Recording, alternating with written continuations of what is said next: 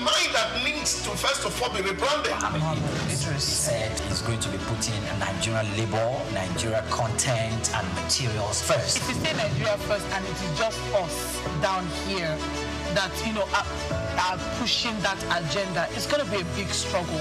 Do you think Nigerian firms, Nigerian organizations should start looking at getting their staff involved in this market or buying to keep for their staff? Within this side, let's also learn citizen diplomacy. See something. This is Souk business landscape.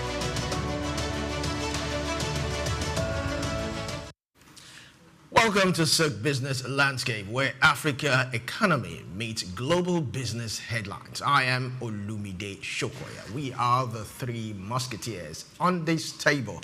Starting from my left, I have Chooks John Rogers. So glad to have you.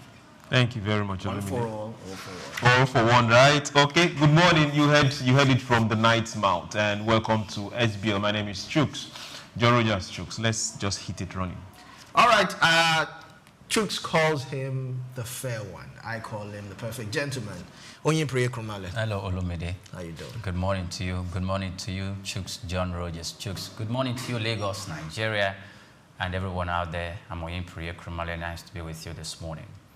All right, so and on Souk Business Landscape today, we asked Nigeria, or we asked the very fundamental questions. Can Nigeria turn tariffs into opportunity by diversifying its export beyond the U.S.?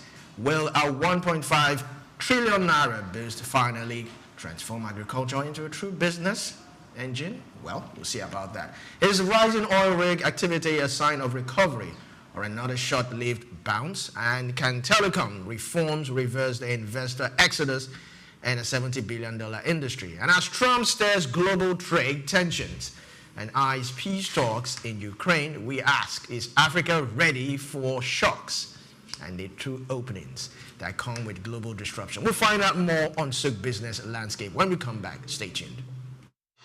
Take Nigeria because it's the mind that needs to first of all be rebranded. Tariffs said is going to be putting Nigerian labor, Nigeria content and materials first. If you say Nigeria first and it is just us down here that, are pushing that agenda, it's going to be a big struggle. Do you think Nigerian firms, Nigerian organizations should start looking at getting their staff involved in this market or buying to keep for their staff? Within this side, let's also learn citizen diplomacy. See something. This is Souk business landscape. Welcome to Femi Walsh Limited, owners of Souk TV Lagos, Our Radio Lagos, Kaswa Radio Kano, and of course, Emirates TV Abuja and Dubai. Our niche market for media is business, economy, and development. At Femi Walsh, we promote your company's products and services using our world-class facilities. From our radio to Souk TV, what you get is nothing but the best of the very best. And if you're looking for the premium production firm for your events and corporate coverage, think no further, because we offer you the best of industry stuff. With high-definition cameras ranging from 4K to 8K multicam setups, high-directional microphones, and real-time streaming encoders, we give you a production like none other. And if you're looking to produce podcasts, adverts, and documentaries, our team of experts will ensure that you convey your message clearly and professionally. Femi Walsh, Global Vision, Local Impact. Take Nigeria because it's the mind that needs to first of all be rebranded. Tariffs said is going to be putting Nigerian labor, Nigeria content and materials first. If you say Nigeria first and it is just us down here that, are pushing that agenda, it's going to be a big struggle. Do you think Nigerian firms, Nigerian organizations should start looking at getting their staff involved in this market or buying to keep for their staff? Within this side, let's also learn citizen diplomacy. See something. This is Souk business landscape. Welcome back to Souk Business Landscape. Let's start off A 15% U.S. tariff on imports from Nigeria will take effect on Wednesday, but Nigeria appears largely unfazed with its sights set on regional and alternative markets. Now, in an interview with CNN on Wednesday, what will be Nigeria's first response since the tariff was announced? Jumoke Oduwole, Nigeria's Minister of Trade, described the U.S.-Nigeria trade relationship as mostly an energy trading relationship, citing efforts to strengthen other trade channels. Now, the tone has shifted after a few months in April when Trump initially placed a 14% tariff on Nigeria. Now, Oduwole spoke of effects that included destabilizing challenges to price competitiveness and market access for Nigerian businesses in the non-oil sector. Now, the country is now bullish on its option. The trade minister told CNN that she acknowledges competitiveness of the U.S. market, but is also exploring other alternatives. She said the U.S. remains a strategic partner. A strategic partner again, I say. But Nigeria's commercial investment strategy is focused on infrastructure, agriculture, and digital trade.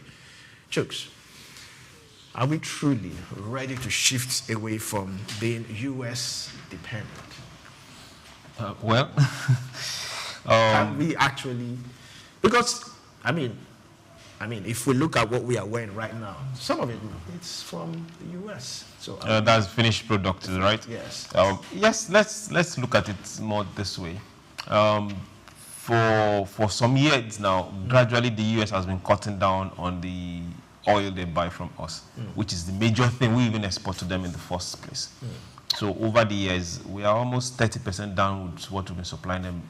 Have been issue. Something more than 50% down. And if we look at the trade relationship, just like the minister said, it's majorly an energy trading relationship. So for 2024, they took 5.7 billion from us and exported that on goods and exported about 4.3. So they had about 1.5 kind of deficit, but that's for goods.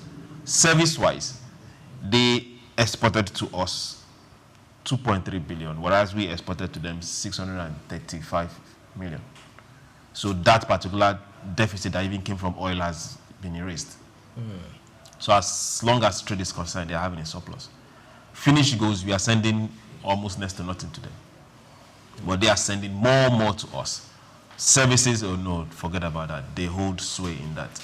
So are they a good trade partner? Yes.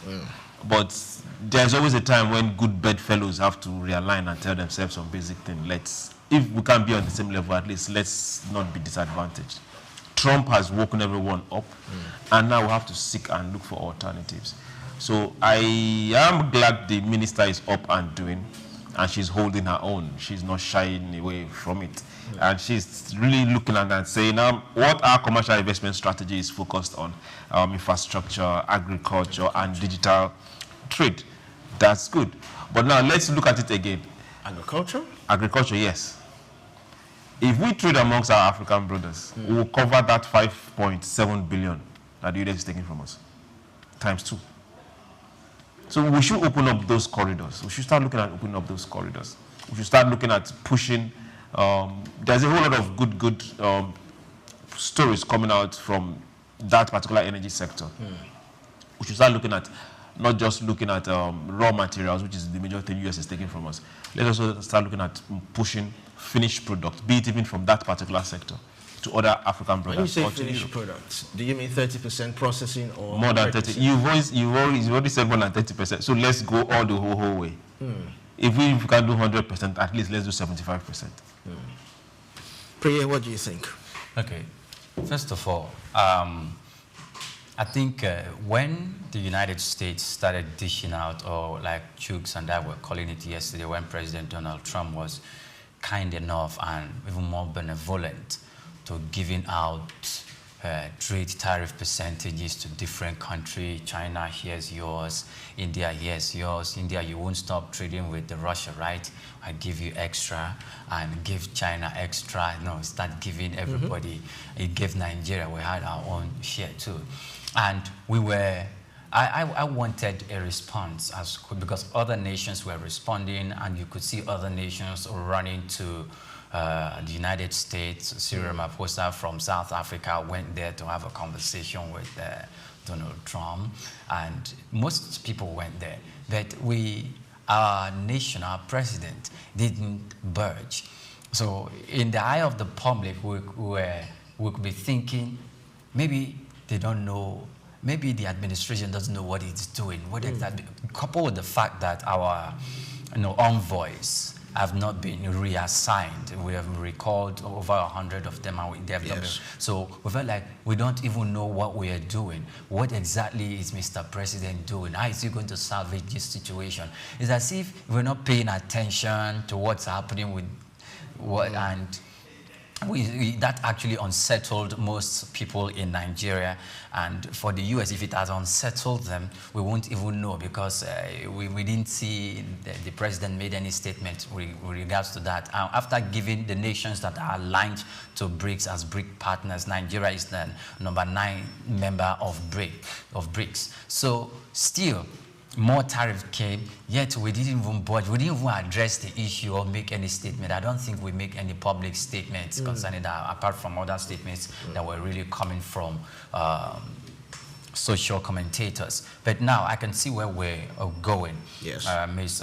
Oduwole is saying that it is basically energy related. Are we trade partners? Good, yes, strategic trade partners. But are we going to balk? No.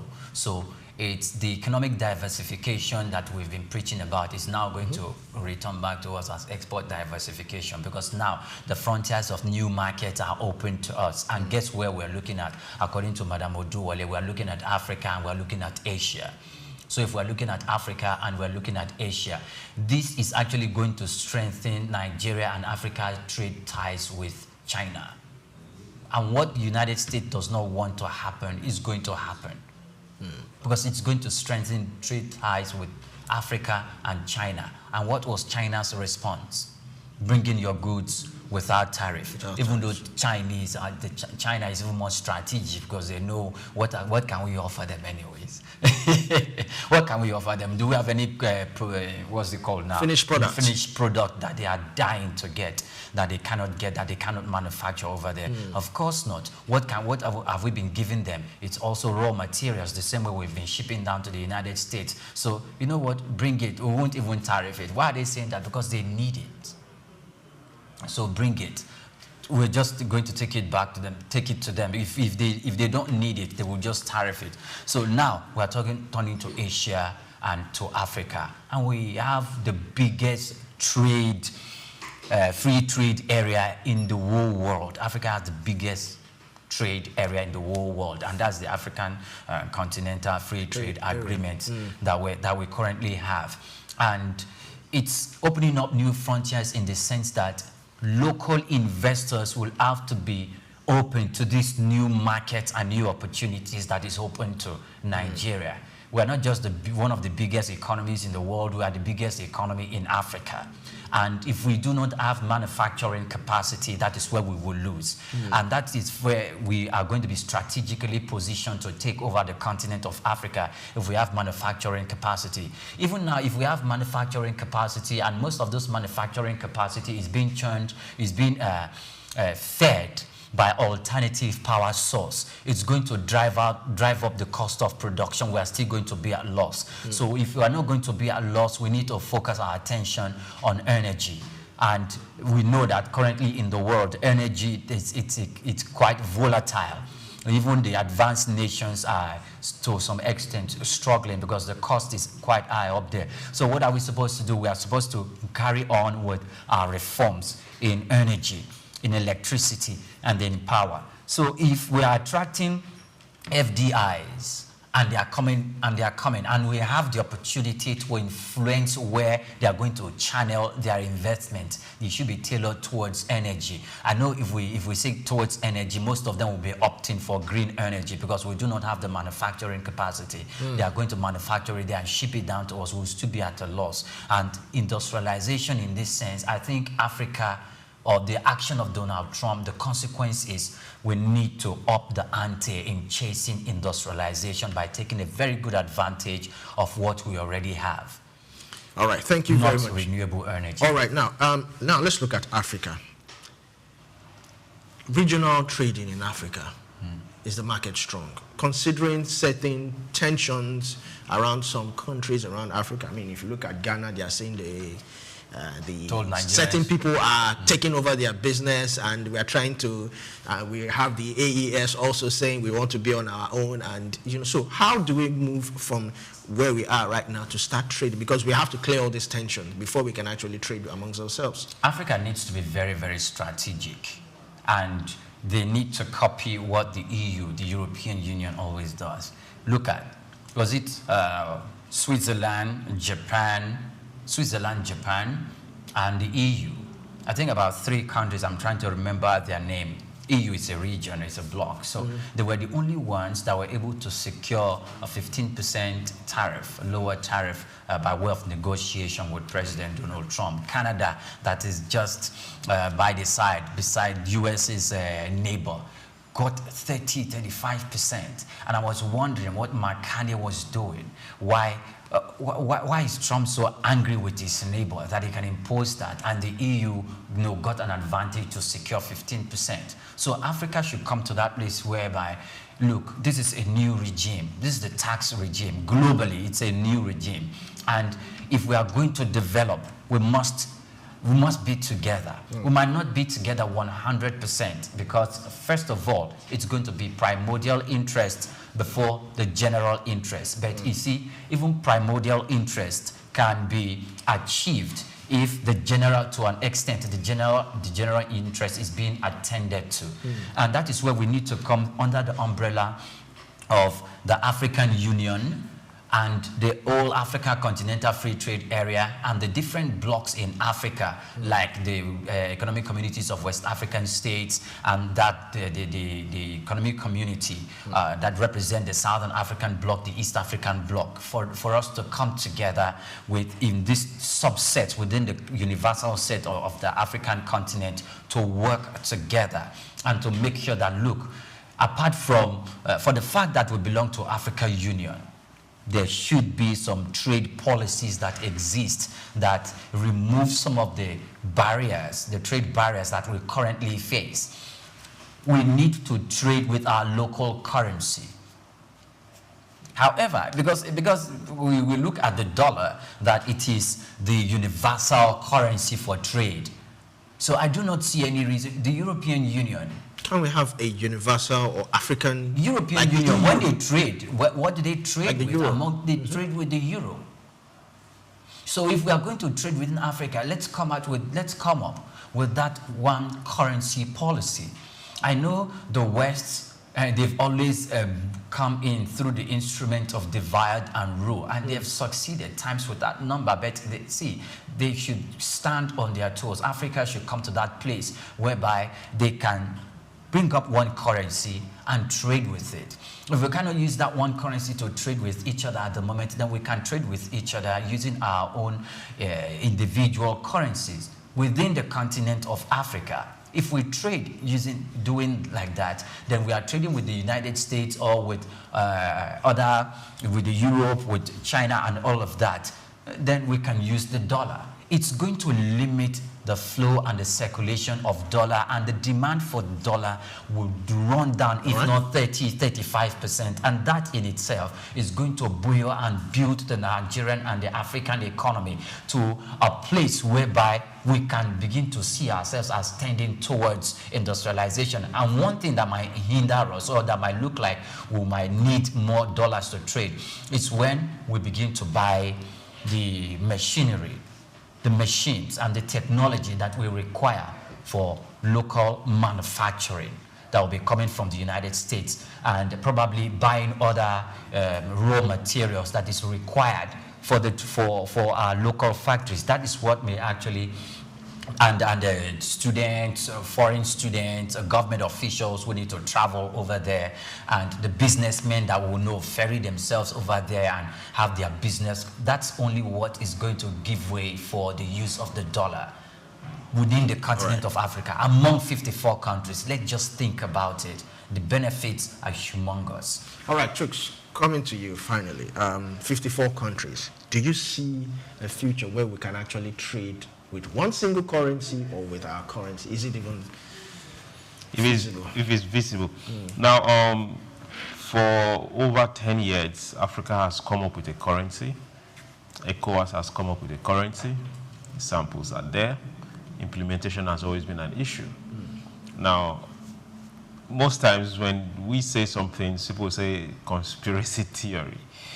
But we know that there are powers beyond Africa that don't want that to work. There are other trade and organizations that won't want that to work. It's a marketplace, so your advantage is someone else's advantage. Your disunity is someone else's production. So Africa has to look inwards and make it work. Those samples are there, those currencies are there. If China could come up with a policy where they will tell you, if you are coming to buy from us, don't worry, pay in Naira. Pay in Naira. That particular thing is there. But now you now ask government, to what extent are we exploring that particular policy to make it continuous and make it open so that a lot of businesses, Nigerians are dealing with China, nobody's looking for a dollar, their Naira just suffice. Yes. So this is what Africa should be looking at. A lot of all those barriers that were formed somewhere in China, in Germany and co needs to be broken. Francophone, Anglophone, we need to break down those walls and see ourselves as just one people coming to the market to buy and sell. Nice one. All right, so let's go over to our next one for today. It has to do with President Tinubu approving a 1.5 trillion naira boost for agriculture. Now, President Bola Tinubu has approved a 1.5 trillion naira recapitalization of the Bank of Agriculture, the largest single investment in Nigeria's agricultural financing history. According to the Ministry of Agriculture, the fund will transform the bank into a modern development finance institution focused on youth and women-led agri-businesses. It will offer accessible credit and capacity building support to improve productivity and profitability in the sector. Agriculture Minister Abubakar Kyari said the move aligns with Tinubu's renewed hope agenda, which prioritizes food security and job creation. He said the National Agricultural Technology and Innovation Policy, NAPTIP, and the new agribusiness policy mechanism will drive tech-enabled, competitive farming nationwide. Over 250,000 farmers have already benefited, with plans to scale through annual lending targets, credit guarantees, and rural infrastructure investment. This seems to be a good one for farmers. What do you think? Yes, we've been preaching this for a very long time. The government is responding and dropping 1.5 trillion. That's like the biggest investment in that particular sector since the inception of independence. So now we need to start seeing results. 250,000 farmers benefited as from how? Is it from the funds or from collaborations or from scaling up? We need to start seeing specifics. We need to see states, we need to see local government, we need to see corporations log into this particular scheme and make it work. Now, we need to go beyond offices. We need to go beyond conferences.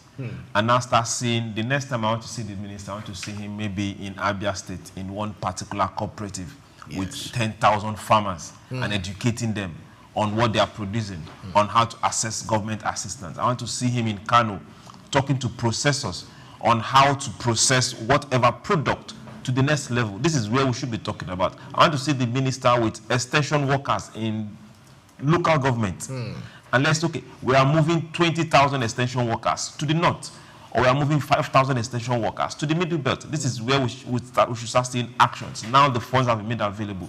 Let's start seeing the actions and the ripple effect coming from results. I know people will talk about security. That's where he's going to go to. But let's look at the positive first. Let the security agencies handle security. Everybody needs to be up and doing. Then another issue we'll start tackling is this issue of this agency, that agency, duplicity of actions. Ministry of Agric, Ministry of Husbandry, Fadama this, water this. Everybody should be on board with the same quest, and everybody should follow that particular quest, and not people working in silos. Priya, coming to you, how will this money actually reach the farmers? I mean, if you look at what happened during Ankor's Boras program and the likes, do you think this, or how will it be tailored? Personally, I feel it can be tailored via the local government, but in your own thoughts, how can we get this done?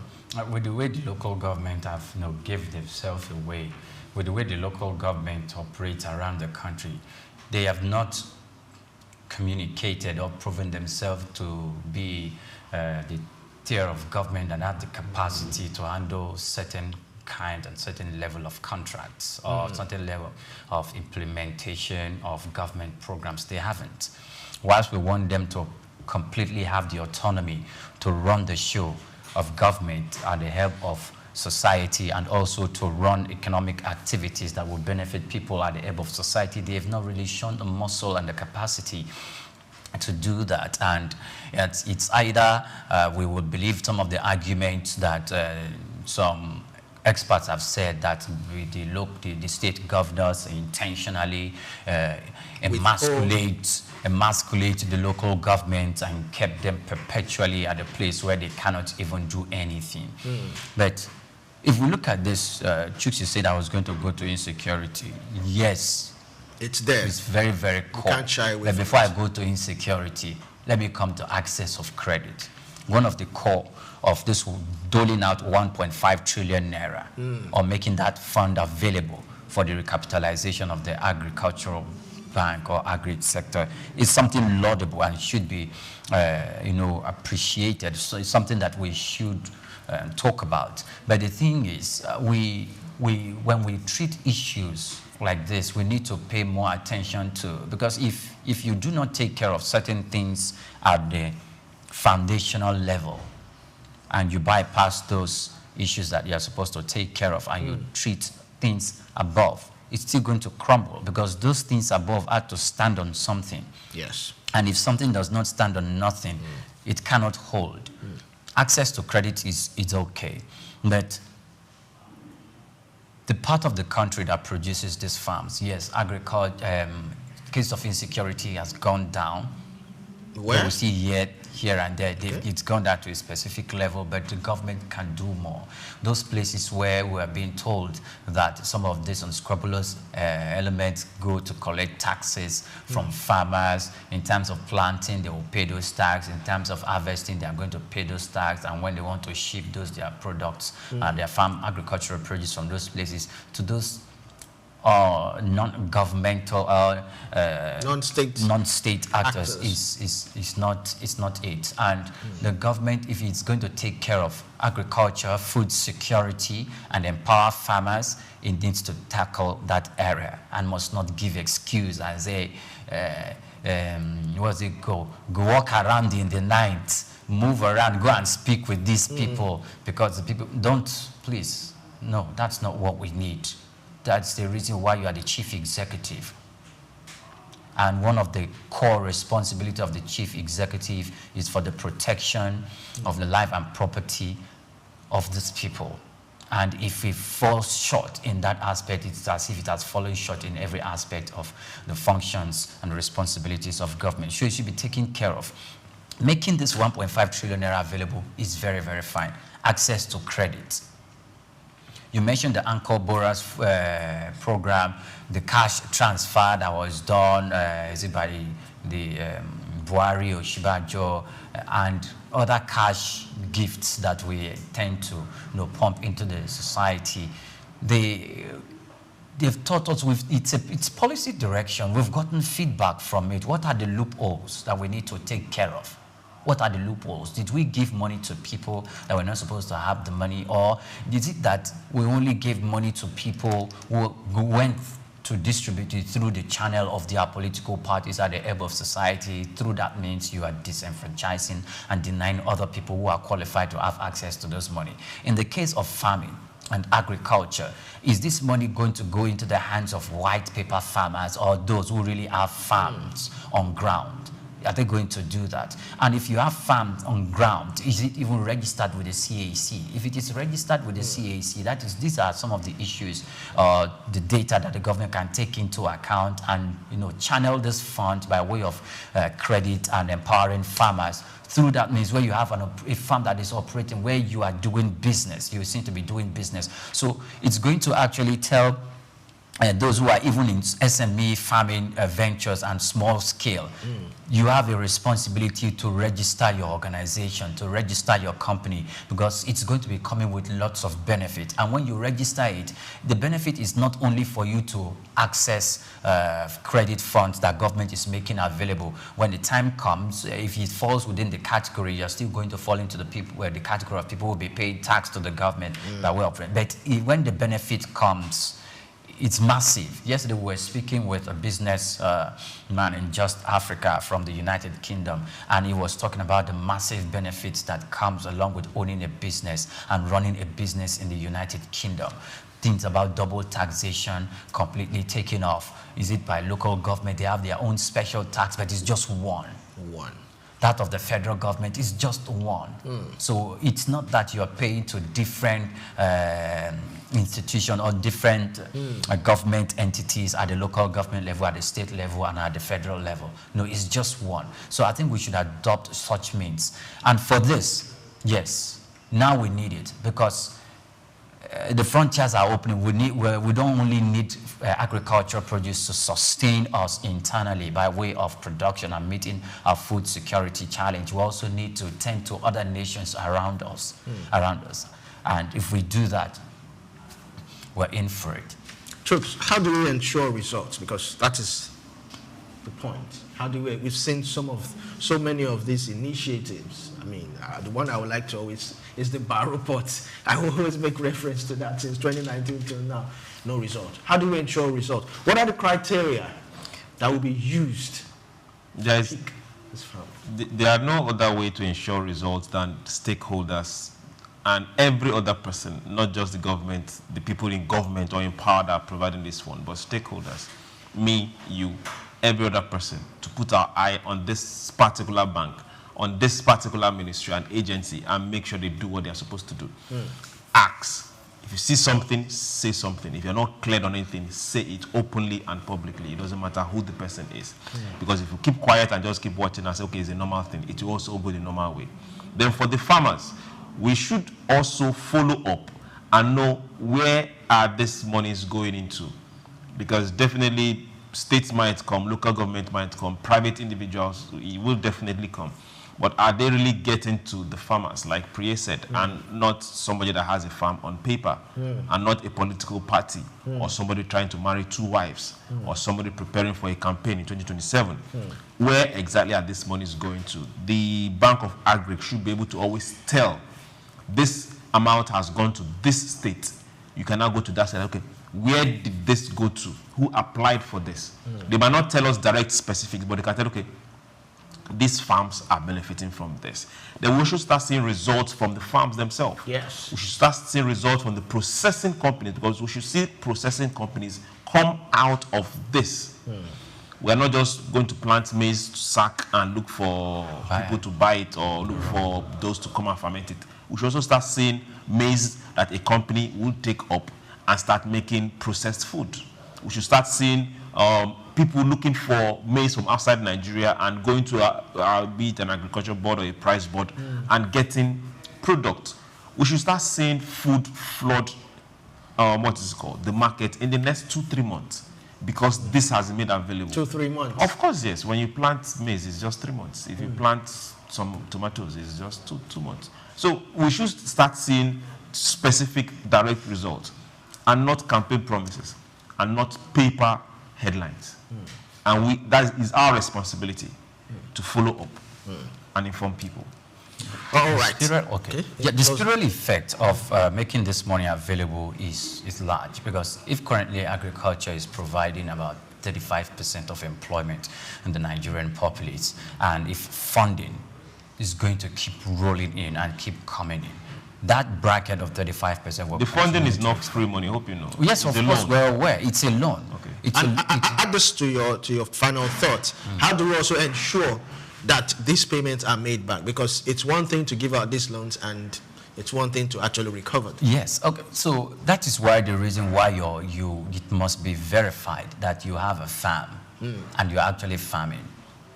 That would mean that you have registered with the CAC. That means that you are paying a tax to the government, and any business can not all small farmers can register with CAC. Okay, fine, but if you do, how do you then access some of these credits? Cooperatives. Yes, they access through cooperatives, but sometimes, if you want us to go into the conversation of cooperatives, some legit cooperatives, not okay. Good. Thank you for adding that. The legit cooperatives and even legit cooperatives accessing the funds. Can we soft pedal in the bureaucracy that is involved in accessing these funds? Because if the bureaucracy is just too much, it will frustrate the whole process. And sometimes some of these cooperatives put bureaucratic bottlenecks in place to frustrate it from getting to the larger group, while a few people among the cooperatives have access to it, and you see them making progress in their own business venture to denial of other members in the cooperatives. Sorry to cut you. This is where we are also lacking in local government activities, because local government should play a major role here. But he says he does not see local government stepping up. Local government should play a major role. They've not shown themselves of having the capacity. So we need to see local governments play a major role here, because all those, be the small, the subsistence farmers, they are all in the local government. Yes. And they have access to just walk into their local government, Agric decks, and sort a lot of all this out. We also need to see microfinance banks that are specifically targeted to agriculture start springing up now, because they are also the ones that these farmers can easily walk into. And they just say, okay, CAC is far from you, come, let's go and see your farm. Just the way they can go into the market and see your shop. Okay, so when you mention local government, they are handicapped in a whole lot of ways. Not now. They decide to be. It's not that they... Okay, because when the farmer is there, something as simple as someone took his beasts or his animal and moved into the farm, ate up all the produce of the farm, put the farm in disarray and walked out. And even if those people can be pointed out that, look, these are the ones that perpetrated that crime, the local government cannot do anything. Because they don't want to do anything. Sometimes you might look at it, it's not because they do not want to do anything, because they felt they do not have both the institutional power and they do not have the capacity in terms of manpower and the wherewithal, most especially institutional-wise, to tackle the case headlong. And if they cannot do that, they are quite limited in the role that they are going to play. And if they are limited in the role that they are going to play, it has created the gap between the farmer that is domiciled at the local government level to skip and jump the local government level to get to the states, to the state level, with the bureaucracy that you have in the state ministries on who went to see either the PAMSEC or the Commissioner for Agriculture or the relevant office, the department in the Ministry of Agriculture in that state, for them to tackle issues such as insecurity in the farmlands. It's wide, and most of the time that is why it appears as if they are powerless, and it's leading to loss of investment and lots of manpower and loss of money. Sometimes when they access this credit, even if the credit is available, imagine a farmer that has lost 20 acres of land of farming produce. He had to leave because of the spate of insecurity in that part of town. Is going to pay back? How is he going to meet up with the debt obligation? And if he's not meeting back in the next 5 years because he has left that venture, it doesn't stop the interests of that money to continue. So it's hold on, please. Sorry. On issues like this, if the Bank of Agric is investing in places like, say, Zamfara, they know the risk of putting that money in Zamfara. So whoever is going to be the manager to that farmer will go and find out, okay, this is your farm. There has to be an insurance on that money. So the farmer shouldn't be the one to bear the brunt if things go wrong. So this investment should come with some form of insurance. That way, if there is insecurity to the level you're going, it will not be on the farmer. The insurance company will pay. Does insurance cover insecurity? Yes. Now, insurance, they have means of covering what they want to cover. So these are issues we should also start looking at. Then also looking at the insecurity thing. When we elect leaders, we have refused to hold them responsible. That is why insecurity will grow. If I elect a local government chairman, and in my local government, cows are coming in and not having a place where they stay, and we all march to the local government house or his father's house, he will walk. If the local government chairman can attend a burial of somebody in the local government, he can also attend to somebody's farm that has been ravaged. But now, because of politics, they don't care because they don't see you as taking actions against them. They only see you after 4 years when they come and say, okay, take 2 bags of rice, and you hail and you vote. But we have refused to hold them accountable and responsible for things happening in our communities. That is why they keep happening. So if we as a people hold them responsible, these things will stop. And also as a community, I'm not preaching violence, but if a community comes together and say, no, this can't happen here, you can't come from outside and take over a community. Until the people say, okay, they give up and decide to walk away. Quite a whole lot. 1.5 trillion naira is actually laudable. We should start to see changes from now to December if it's executed right.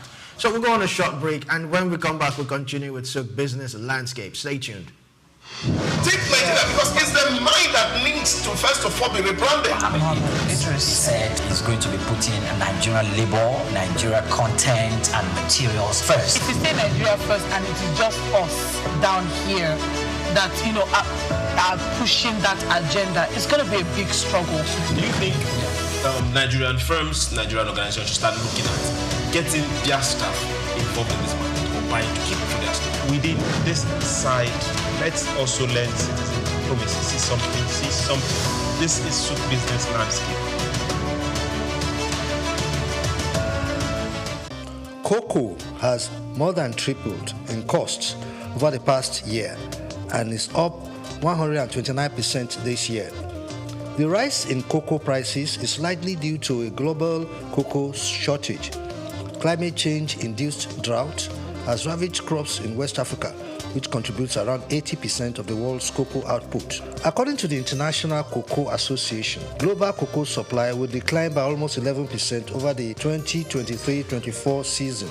The world produces nearly 6 million tons of cocoa beans each year, and consumers may begin to feel the impact of this shortage by the end of this year or early next year. Nigeria's cocoa earnings in the first quarter of this year surged by 279%, driven by a sharp increase in its prices in the international market. Data from the National Bureau of Statistics (NBC) indicates that in the first 3 months of the year, the value of cocoa exports totaled 408.66 billion naira.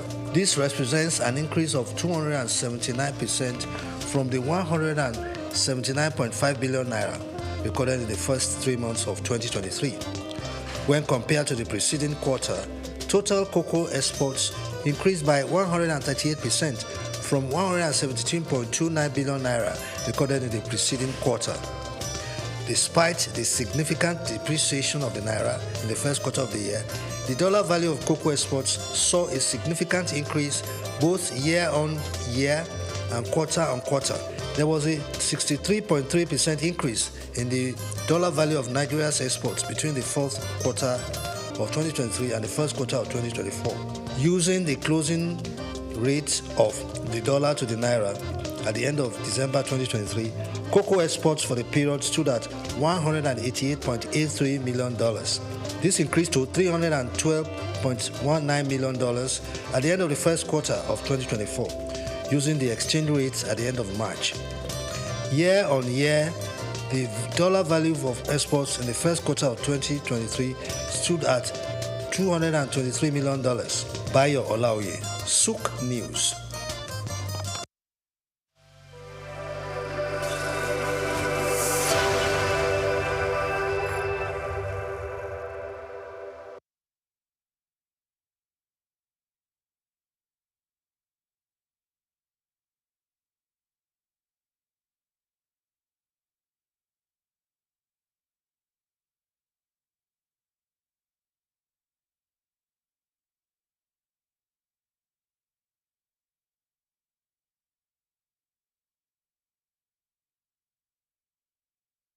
Welcome to Femi Walsh Limited, owners of Souk TV Lagos, Our Radio Lagos, Kaswa Radio Kano, and of course, Emirates TV Abuja and Dubai. Our niche market for media is business, economy, and development.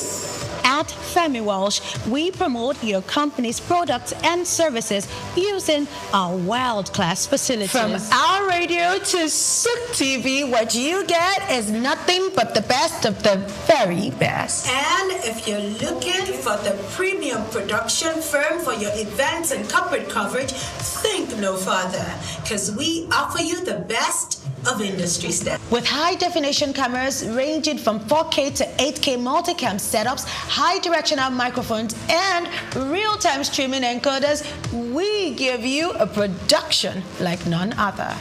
And if you're looking to produce podcasts, adverts, and documentaries, our team of experts will ensure that you convey your message clearly and professionally. Femi Walsh, Global Vision, Local Impact. Take Nigeria because it's the mind that needs to first of all be rebranded. Tariffs said is going to be putting Nigerian labor, Nigeria content and materials first. If you say Nigeria first and it is just us down here that, are pushing that agenda, it's going to be a big struggle. Do you think Nigerian firms, Nigerian organizations should start looking at getting their staff involved in this market or buying to keep for their staff? Within this side, let's also learn citizen diplomacy. See something. This is Souk business landscape.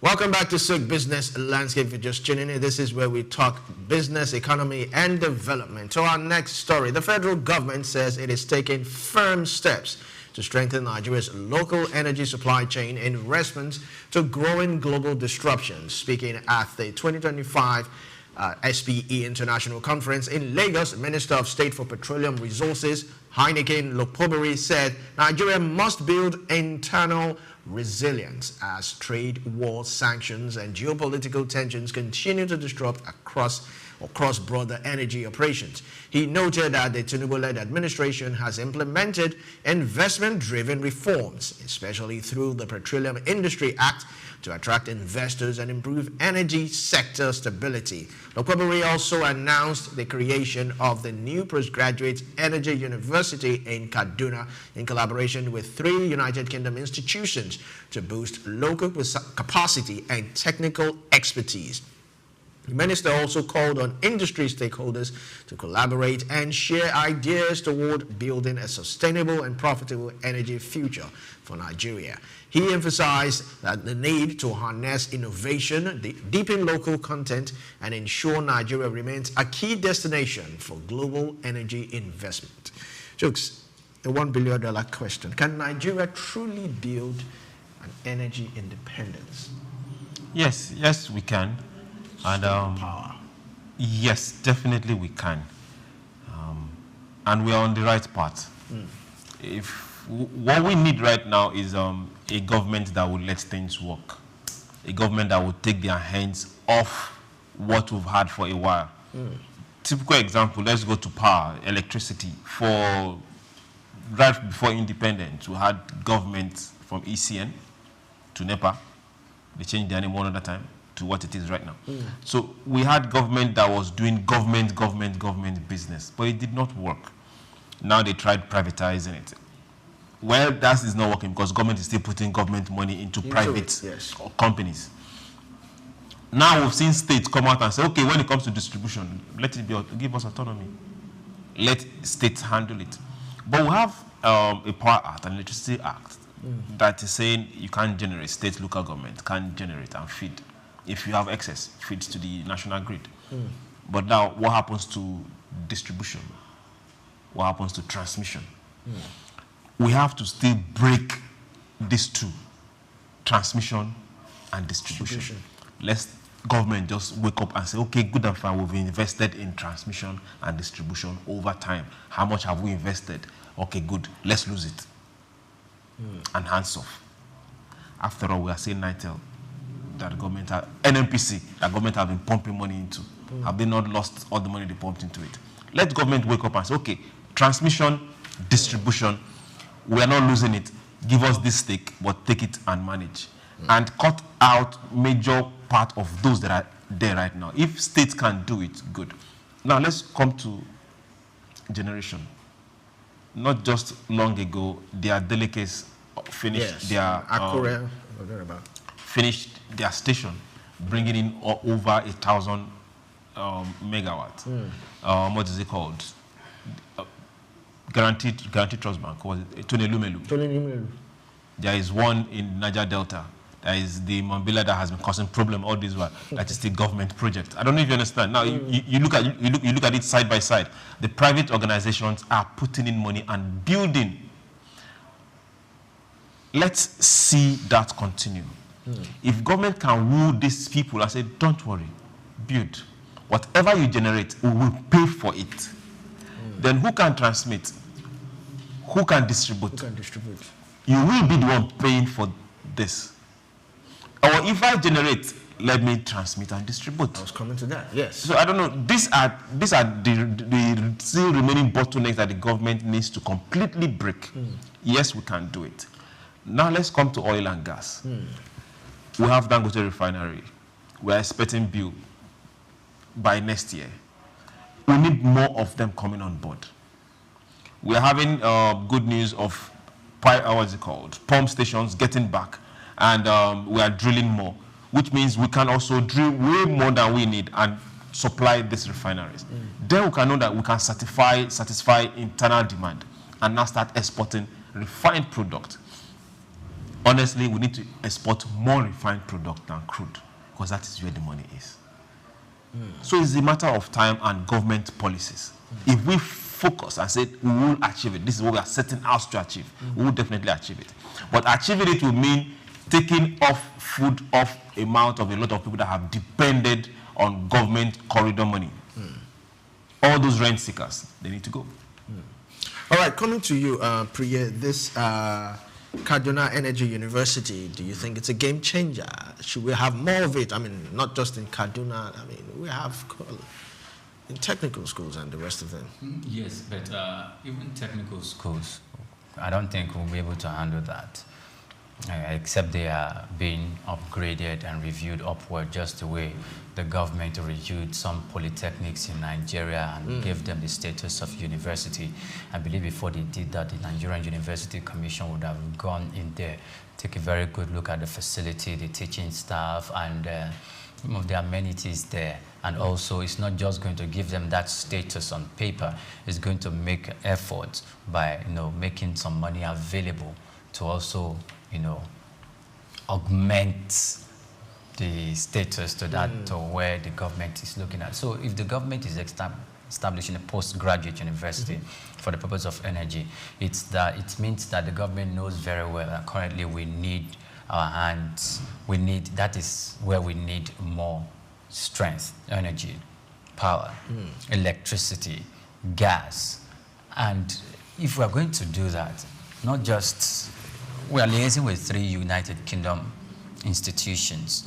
I believe what they are coming with, they are coming to teach. Or there's going to be a partnership of education program to facilitate this energy crisis that we are currently experiencing. And we also believe that it will lead to an area where we do not have to be, when we talk about Nigeria's how many watts that we are producing, we won't be mentioning 7,000, we won't be mentioning 10,000, or one minister will not come and tell us, no, it's not 7, it's not 10, we're actually doing 15, but we're only having problem transmitting or distributing. No, that there will be no excuse. And if we are going to completely liberalize the sector, that area, it's not going to be, if the government hands off, the federal government hands off completely, would that make it better? Is it because the government is participating in it that is bringing the bottleneck, or is it just a mismanagement or as a way of policy? If it's by way of policy, the area that Chooks talked about, that where the national government is playing alone, maybe that part should be liberalized. And that's to come to transmission. Then it should be liberalized. Because if it's liberalized, maybe we are going to have more players, not just state governors or not just states, but we're going to even have private players come in to play in that. And if they come into play in that, because that seems to be one of the one of the problems that we are having that we're really having as a country at hand, where transmission has become a problem, that we have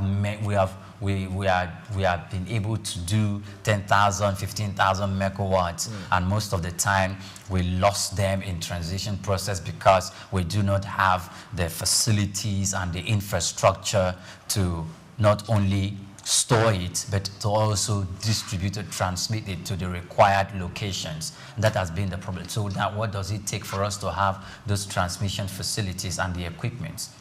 I know the minister made mention of a specific amount of money that we said we will need to have for us to, completely overcome the challenges that we're experiencing in power and in energy. But if we can't, even if we can't meet that, can we start somewhere? Maybe the university is a good place for us to start, and we say we have started, but how long is that going to take? Fine.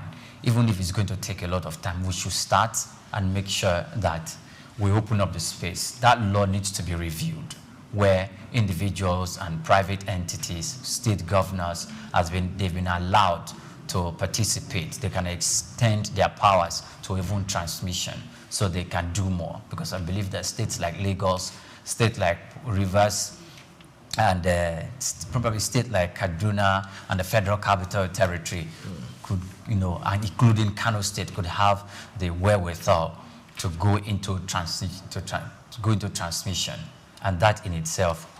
And if they are able to do that, do remember that they will also supplying contiguous states around them or in their regions, which is going to be a very, very laudable project. But for this Kaduna State postgraduate, I think it should not be, we should not just have in Kaduna. We should have in the southwest, we should have in the south-south, we should have in the southeast, and we should have in the other 3 or 2 regions in the northern part of the country. How sustainable do you think this energy university would be?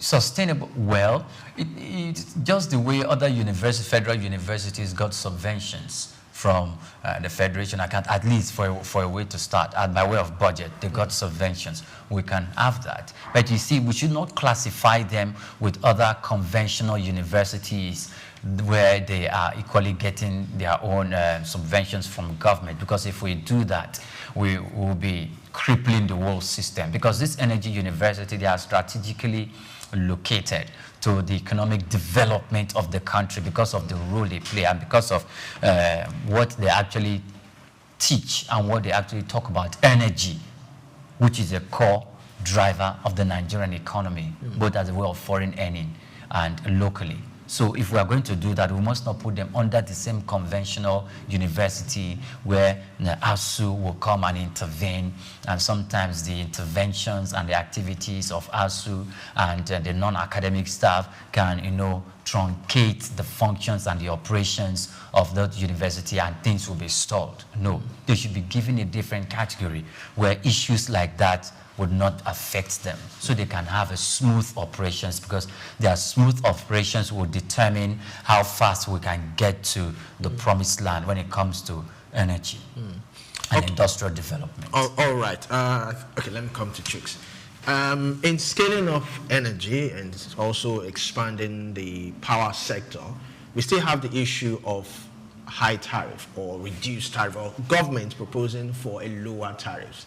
And these distribution companies are complaining that we still have debt that we've not even cleared, and it's not adding up. 1 + 1 is not equals 2.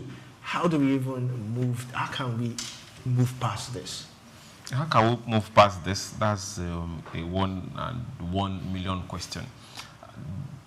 Another question we need to first ask ourselves is, can we really say this is how much it costs to generate 1 kilowatt of power that gets to Obalende in Mr. Musa's house?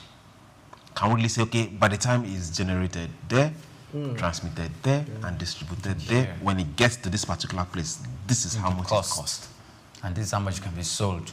The cost of generating. Yes, let's know how much it costs. And if you can really, honestly say, okay, by the time this is generated here, transmitted here, and distributed, and gets to the final user, this is what it costs. If we can get that done, then we'll now start asking ourselves, okay, for places that are further away from generation, for places that can store, this is how much it costs. We'll now start asking ourselves, okay, government, if this costs this, the person in Oshodi cannot pay this. How much is government putting in to reduce this cost? That way we will now be able to say, okay, good. If a state now says, okay, our people, we are going to take responsibility, they won't pay more than this, then pay the shortfall. So these are places that we have not been straightforward with ourselves because it has been in government hands for too long.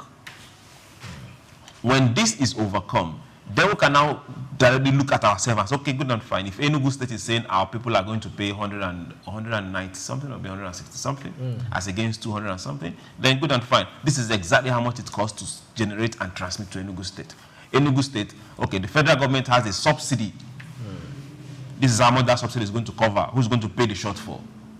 That way, we will be able to honestly cater for that entire production chain. You know, this is the same problem we have in the fuel sector. We've always asked that question. What is the actual cost to refine fuel? Dangote will not tell you. So why would this people tell because you? Right now it's government that is in the that is saddled with this particular responsibility. So government should tell us. It's government that is paying the supposedly subsidy. And it's state government that are saying, okay, let us transmit or let us distribute. And this is how much we want to pay. So both of them need to come together and say, okay, this is how much it's going to cost us from A to B. How much are you going to pay? We need to see a lot of transparency come out from here. Also, look at over time, we've had issues of estimated billing, issues of metering, issues of somebody telling me that there's a difference between band A, band B, band C, band that if in my own sense, I'm just asking myself, how exactly did we get here? The light that this person is using, the power that this one is using, is it different from the power that gets into this person's house? What is the difference? This person is having more power than this person. Does it reduce? It's just pay for what you use, pay for the amount you use, pay for the time you use. Simple. There's nothing like band A, band B. It doesn't make sense. Priya, your final thoughts. Okay. So for me, if it is paying for what you use for band A, band B, why Chooks is like we don't need it. There was the call to the authorities some time ago that look, we have industries. Ilupeju used to be an area where we have so many manufacturing activities and local industry. It's an industrial estate. And they require power. So for areas where it's not industry, but probably it's just a residential area. Okay. And you want to ration the light because you feel the organization, the authorities wants to ration the light because they feel if you are going to have today because of the shortfall we have in the system, because of the problem we're encountering. And they felt, okay, because this is the industrial hub, let's give them 18 hours of power or 20 hours in 24 hours because of their manufacturing and all of that. In two ways. One, it will help production.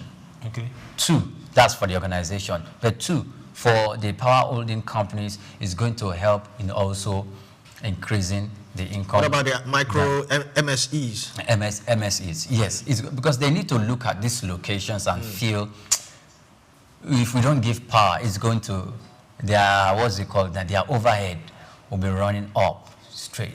So probably that could be one of the reasons for the band A, band B.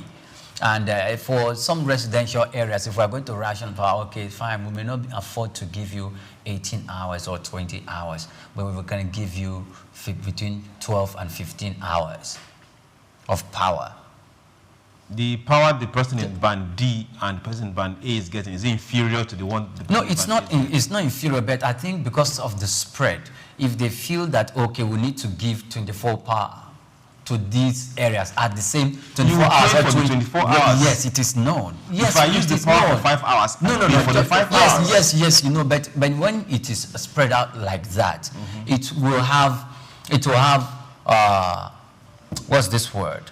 Probably, that's why I'm making references to the equipment of the power holding company. What if it now it cannot actually carry that weight, and the equipment is going, the equipment they have is going to buckle under spreading power to different locations at the same time for that lengthy hours? Maybe it's going to cause their equipment to buckle. That's what I'm thinking.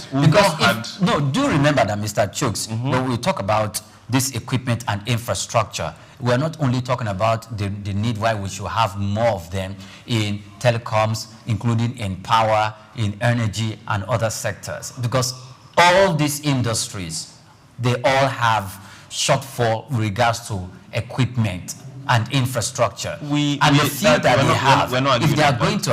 are going to manage that effectively for it to serve the purpose, they will have to ration it in such a way that it will not completely damage those equipment or cause this infrastructure to go out of shape to the extent that you cannot even do 18 hours. Basically, or they're 15 just hours. managing equipment. They are managing equipment. That is why there is a loud call for them to have more equipment to handle the kind of power that they will distribute to different aspects, to different locations in the state or in the country, and be able to stand the test of time within that period of time. Why is the national grid always collapsing? It could be part of that.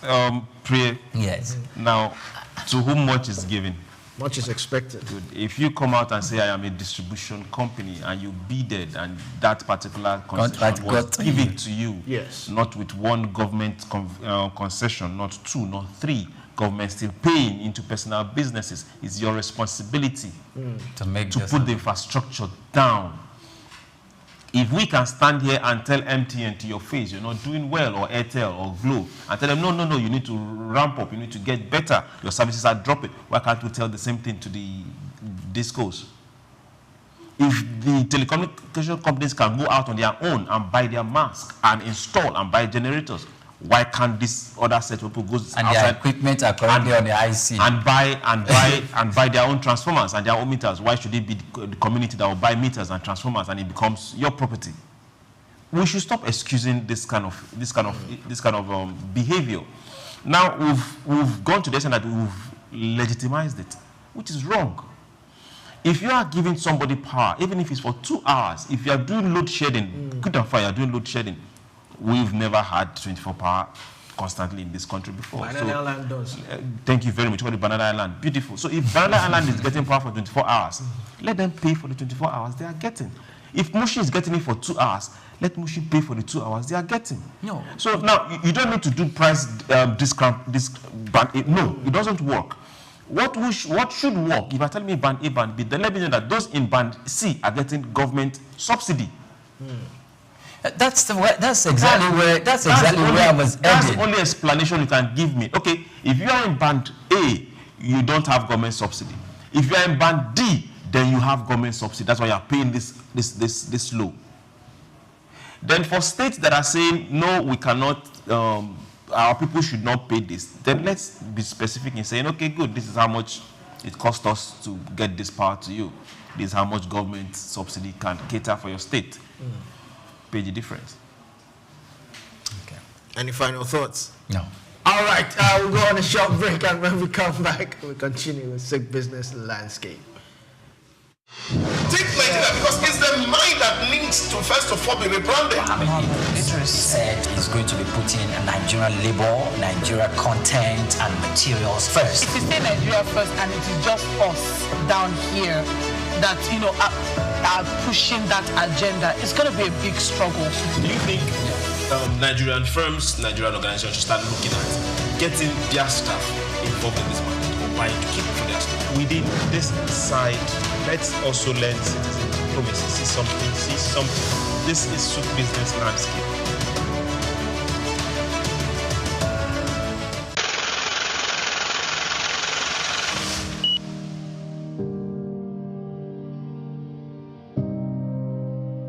Wole Soyinka.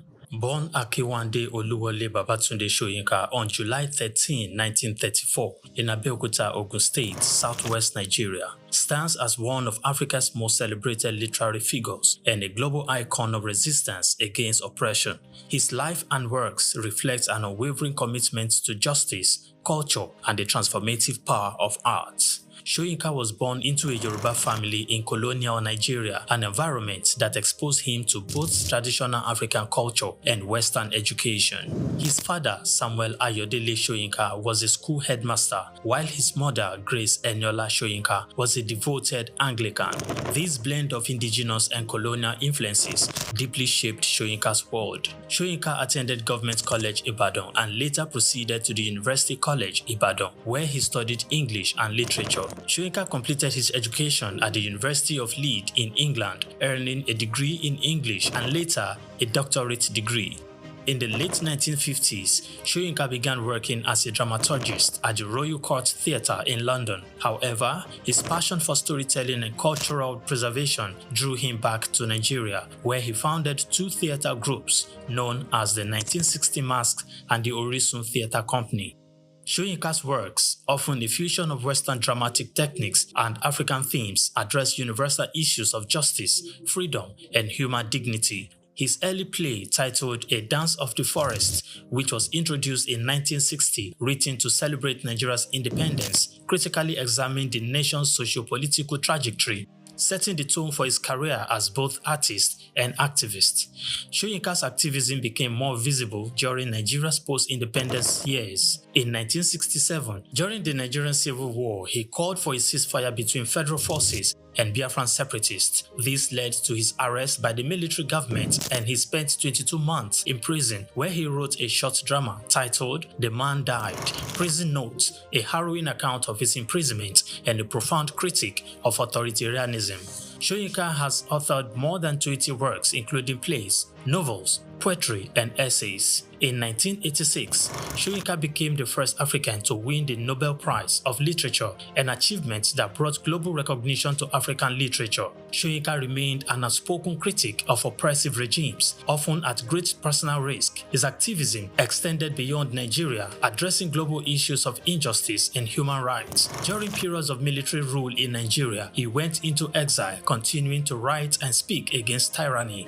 Today, Soyinka is celebrated not only as a literary giant, but also as a symbol of resilience and moral courage.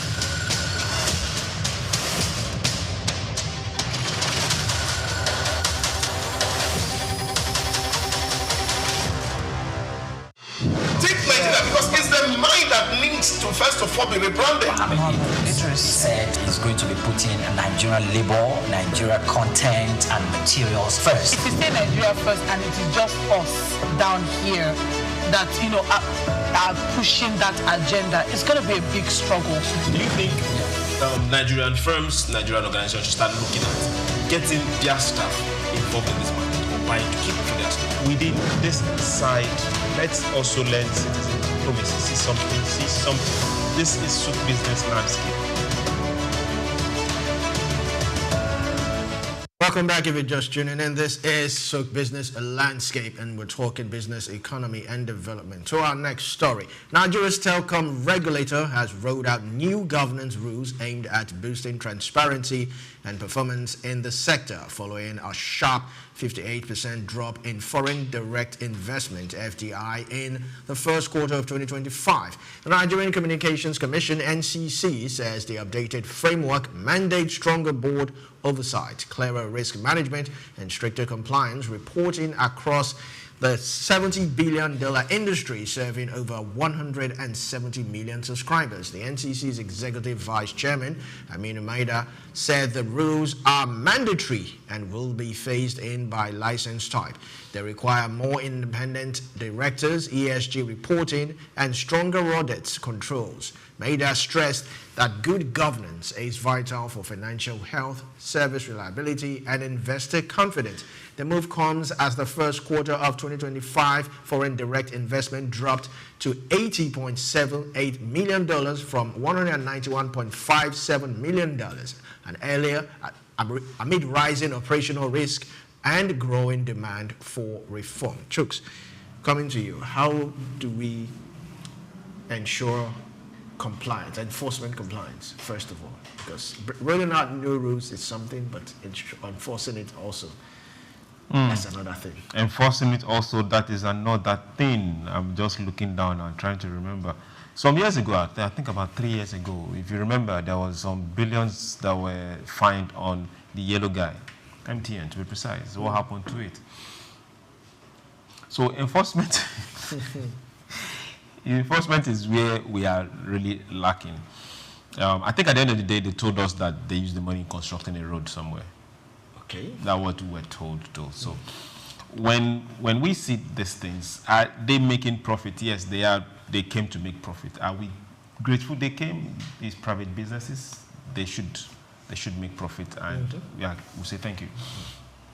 Now let's look at 195 million plus invested into this particular sector last year, and 80.78 in the last transaction year. That was between 2 and last year. This is the last transaction year. That's a shortfall of well over 55%.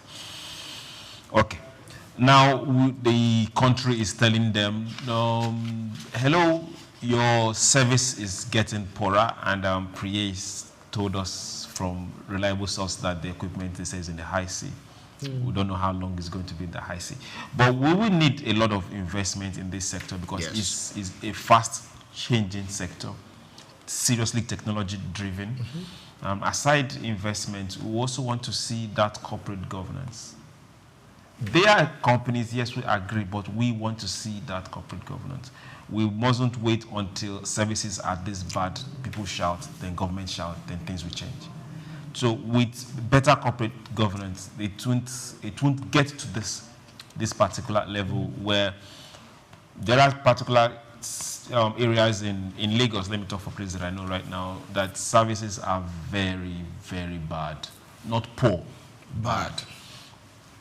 Data usage is almost unavailable at specific times of the day.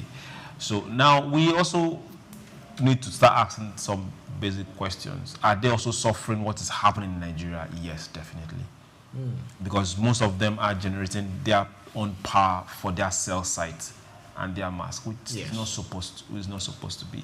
Who are those bearing the cost in the long run? We are.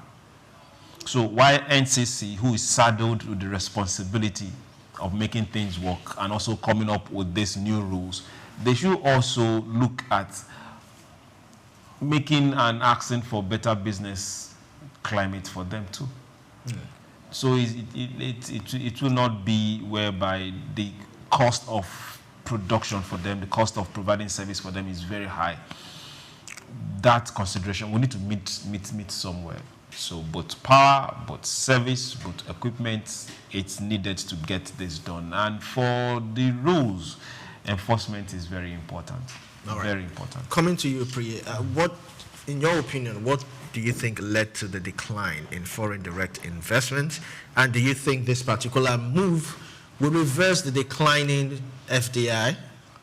I don't think, in fact, who is even making the statement that FDI is declining by 58%? Do we have any idea what 58% of foreign direct investment in Nigeria is? In this particular sector? Yes, in this specific sector, this telecommunications.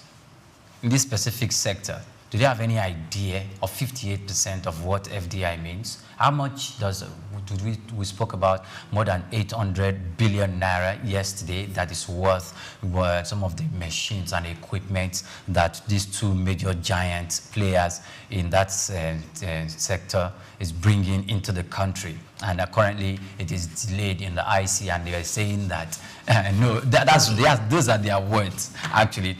And they said that you just saying it. I suspect you're on that ship. They were saying it's because the people are experiencing poor services at the moment in time because they are in the phase of doing infrastructure and equipment upgrades, and the upgrades is being delayed because the equipment is still being shipped into the country and they are on the road, and Nigerians should bear with them. And you are telling me that foreign direct investment in telecommunications industry or in Nigeria has depleted, has declined, and people and organizations are spending hundreds of billions, almost $1 trillion to import equipment into the country. Do remember that there has been an increase, 50% increase on charges on text messages, on data purchase, and on voice calls, on everything. And you are telling me that we have a decline of FDI? I don't believe it. I think it's quite debatable. In fact, I think other telecom giants will see Nigerian market and they want to run in here. The reason why I'm saying that, because we have the market. We have the market not only in population. Our population we have one of the most youngest population in the world that are given to tech and telecommunication. In fact, the existence of tech and the reform of telecommunication in the country is even giving more birth to business opportunities and new initiatives and development in the country. I don't think we're experiencing a decline. We are not experiencing a decline. I think more foreign investors, venture capitalists are looking forward to coming into Nigeria to invest in telecommunications because the government is actually doing these people well. 50% increase, they are going to come back again for more. And you know what? The government, I hope this time will not be benevolent enough to give it to them, but like, no, let me see service increase, because there are new rules. NCC told us that if they do not actually augment their service delivery and productivity, they are going to review the rules. They are going to look at these specific rules and they're going to have a conversation, roundtable conversation. So NCC should stand and to hold these telecommunication giants responsible. And it doesn't only mean the foreign telecommunication giants that are operating in the country, including the domestic ones. They'll hold them responsible because Nigerians need to start seeing the amount of money they pump into buying data and recharge card. But you know what, to agree with the fact that we are experiencing a decline in FDI, no. But I would say we need more FDI in this sector, in this industry, to go around all over the country, to go and cover the rural areas so that we can have growth and not depletion. So do you think that more FDI would solve the problem of data, network, more inaccessibility and all that? Or does it really rely on enforcement compliance, just like I earlier said? It's based on both. Enforcement compliance is critical and is key because not foreign direct investment, multinational enterprises, multinational cooperation, they are very, very notorious of declaring their profit. Whatever they declare as profit falls far short of what they actually made. Yes. And through that means they repatriate these monies back to their clans, back to their countries. In spite of the fact that sometimes government is giving, not sometimes, when they started initially, government gave them huge waivers. And those waivers, some of which are still taking place. Look at what the government did. In fact, one of these telecom giants said what they made in the whole continent of Africa, or some of those African countries where they are located for a specific period of time, of years. They made it in a very, very few years, only in the Nigerian market. So they've made back their investment in this country. If they're making their profits, then why not give us good quality network data? They will not see. These are investors. These are multinational corporations. If you want to know of the atrocities they can commit and the kind of power they have, what type of power? Political power? They can sway policies. It is due to their outcry. That is why the Nigerian Communications Commission actually supported the increase of 50% which labor at the trade union congress came out to cry out that it was just too much, 50% increase, that it was too much, in spite of the fact that we have the market. How did you think the legislative arm of government, the National Assembly, responded? Was it forceful? Or was it complacent and relaxed and like, just let them be, they've not been able to upgrade their equipment for a number of years because they said they have not been able, so let's just give them. You see, they were slow about, that's not coming from a place where you are speaking for the people of your constituency. That is coming from a place of people who have been, who must have been spoken to in a different language. So the powers of multinationals, multinationals are powerful. And trust me, the government are better pay attention when they speak. But it only takes a leadership, strong leadership for any nation to say, no, do this. If you do not do this, these are the rules. It's going to apply. I'm not going to have a conversation with you anymore until you fulfill that part. It takes a very strong leadership to do that. All right, so regarding what he said, in reaction to what he's saying, it almost seems as if enforcing... He's quite happy with my son. On paper. The fair one is on track. It's on fire.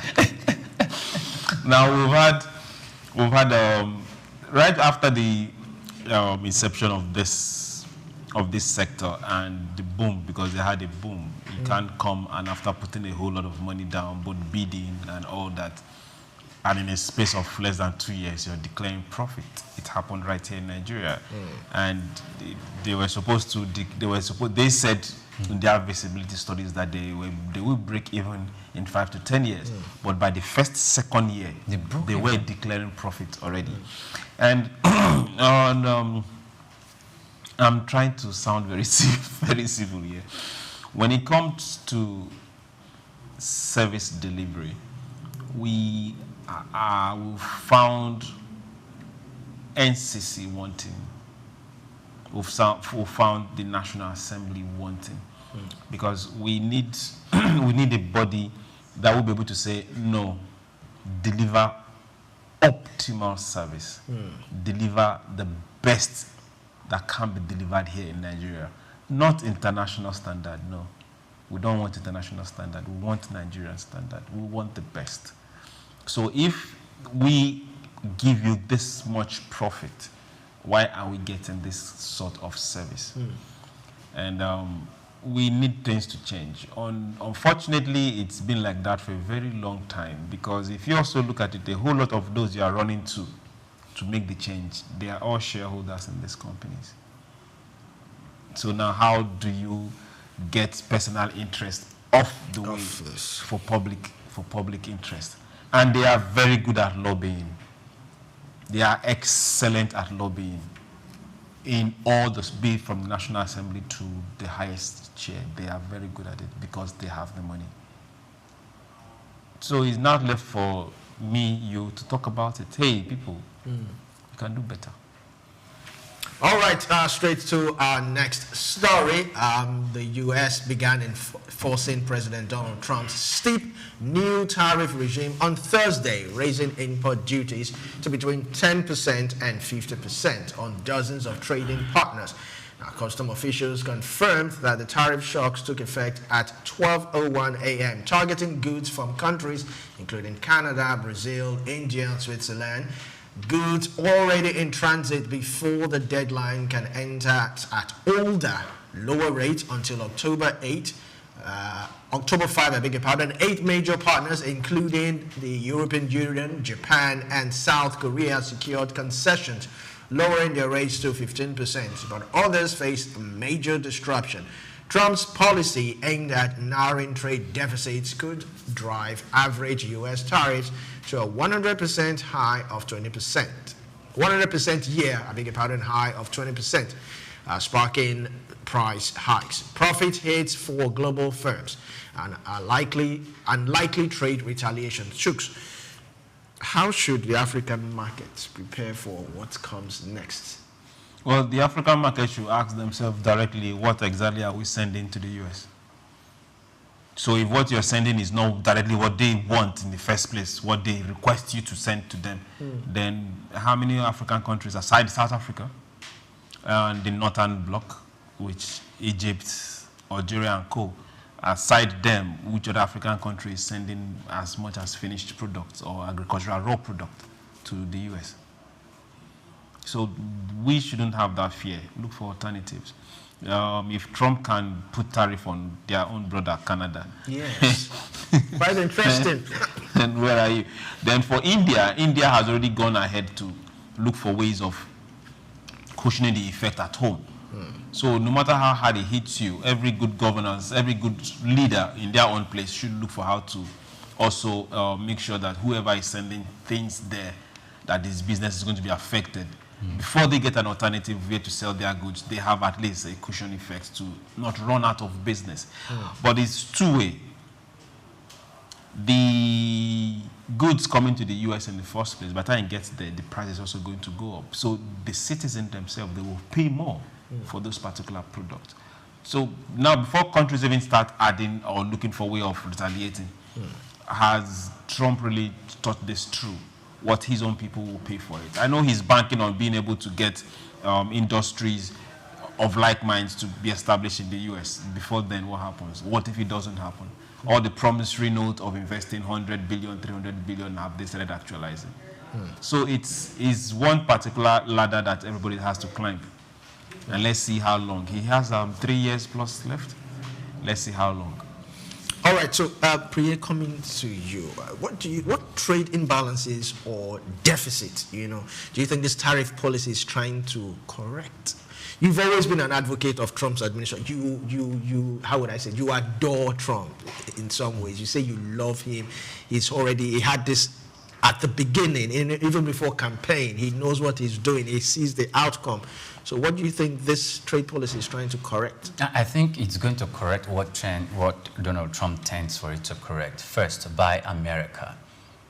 Make America great again, right? American industries, American manufacturing companies at home that has been rendered comatose because of the activity of China and how China's very, very strategic economic policy it's deeply hurt the United States. Chooks was referring to the people who are going to buy the goods that after the tariff has been imposed, 50% for India actually. Yes. 50%. So when those goods, if they take up, because most of these countries are going to be looking for alternative markets. Let's say some of them stop exporting to the US, or they actually take up the challenge of still exporting it to the US in spite of the tariff. When it gets there, what's going to happen? The price will go up. Does America have domestic substitute of those products for the foreign product? If they have, I'm sorry, Americans will have to turn back and start buying and patronizing the local companies and the local organizations that manufacture and sell those products. So it will be achieving the objective of President Donald Trump. The price will be high for the foreign products that are coming into the country. And if the prices are going to be high, those products are going to be in the shelf for a while, and that may lead to the obliteration of those products coming into America, which will actually boost the strength of the American the organizations and the manufacturing hubs in America that will do that. But if not, they had better just accede to Donald Trump's demand of coming to even cite some of their production hubs or some of their manufacturing hubs there in the United States. And when they do that, the employment will be you're going to employ United States citizens, and you're going to regulate that using the United States labor laws. That is an addition. It's a very, very strong one. And President Donald Trump didn't just say, I'm giving you 25%, I'm giving you 30%. That's not their target. I think he's overshooting his target. Probably the intention is just to impose 10, 15% or 20%. And he gives you 30 and he gives you 35 to force you to come negotiate to the negotiating table. And when you come and negotiate, you stop at what the price, what you want, or you stop at something above the price margin of what is in earlier intentions are. And that's a good, it's a good negotiator, he's a good businessman. That's what he's been preaching before the elections, and he seemed to be achieving it. However, we cannot say everything is going to go sweet, dandy, and rosy the way he has painted it. Americans themselves will need to pay a certain price. And the thing is, the best part of it is they understood that they are paying whatever price they're paid right now for the good of their country, for the good of the American economy. And that's why he's going to, I think you just wait until his tenure is done and see the advantages that this would have done for the American economy. All right, coming back to you, Chooks, do you expect countries like Canada, India, Brazil, are we expecting any retaliatory measures? Oh, definitely. Definitely there will be retaliatory measures. By the time this kicked off 12/01, yes, yesterday, by the time the real result starts facing the business community in their own home countries, retaliation should start coming. So they will also tell you, no problem, the goods coming from your own country. If you put 30%, we'll put 30%. But so who is going to lose? Who's going to exactly? Who's going to lose at the end of the day? Because now the US has to also, those particular goods, apart from servicing local demand, they also have to export. Remember, they export a whole lot of pharmaceuticals. Sure. Including agriculture. A whole lot of agriculture. So imagine if everybody just say, okay, keep your agriculture, we'll go to Asia. Keep your agriculture, we'll go to Brazil. Or keep your agriculture, South Africa, what are you guys doing? Can you? Oh, 30%. You give them 30. I don't know like that. So now, see the major competitors, Asia, and for us here in Africa, South Africa. And they can compete with you well too. You can't go against the world. What do they have going for them? Military might. How many people are you going to fight? Okay, so one other thing. I think Canada should have secured a better deal with President Trump. And I didn't think it was well managed.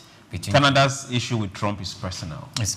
No matter how personal it is, it would have been managed, because I see no reason why the EU would get 15% and Canada will be getting twice that. So it says a lot about the way it was, tackled. Because at first, when the Trump administration started dishing out this trade tariffs and their percentages, Canada was standing head to head, and there was this talk. That was Mr. Justin Trudeau, and there was this head-to-head conversation, and I think that actually, got off in the wrong footing. Now that we have McCartney in there, I think you should, because recently he said they're having a very, very productive conversation. So I look forward to the 30% dropping down to 20 or less. I look forward to that, and most especially Donald Trump should concede, because they are his neighbors. And probably he's very angry because they are not just his neighbors, they are brothers. They are brothers. President Donald Trump is quite very angry because Americans are settling for Canadian cars, which are cheaper than the ones they can buy in the United States. And these are the little things, including the methane and some of those substances that he said was coming from Mexico and Canada. Those were allegations, though, but I still think they can reach a common ground where those things can be blocked. Negotiations and diplomatic interventions can actually solve the whole matter. But for China, on two occasions, negotiations are still on, and it seems as if they've suspended the next negotiation that took place recently. They equally gave another postponement. For Russia, Russians, they are not making loud statements, but you could just see meetings here and there. Mr. Witkoff was there yesterday, and President Donald Trump is saying, or the State Department is saying, hey, we are conversation they are heading towards a productive ground. So I think they are going to get to somewhere, and at the end of the day, everybody is going to smile. But you know what? The United States will be smiling better, and they will be smiling more, because they would have achieved their goal, even if they've not. You're very sure? I think they will even supersede their earlier projections. All right, thank you very much, gentlemen. We will continue to track Donald Trump. Donald Trump has been doing a whole lot, and definitely we'll see retaliatory measures from these other countries and their options. There's so much options on the table. But with this, we draw curtains on today's episode of Sook Business Landscape. We hope you enjoyed it, and if you enjoyed it, why not join us tomorrow? Don't forget to join, like, comment, and share. Follow our social media platforms at Sook News Television. I am Olumide Shokoya. Chuks. Thank you very much for being part of this program for today. Remember, the rains are still here. Like we say, keep cover up and avoid stagnant waters. My name is Chuks. John Rogers Chuks. We'll do this again tomorrow. Bye. And from me, I'm Oyin Priya Kromare. Good morning. Take Nigeria because it's the mind that needs to first of all be rebranded. Tariffs said is going to be putting Nigerian labor, Nigeria content and materials first. If you say Nigeria first and it is just us down here that, you know, are pushing that agenda, it's going to be a big struggle. Do you think Nigerian firms, Nigerian organizations should start looking at getting their staff involved in this market or buying to keep for their staff? Within this side, let's also learn citizen diplomacy. See something. This is Sook Business Landscape.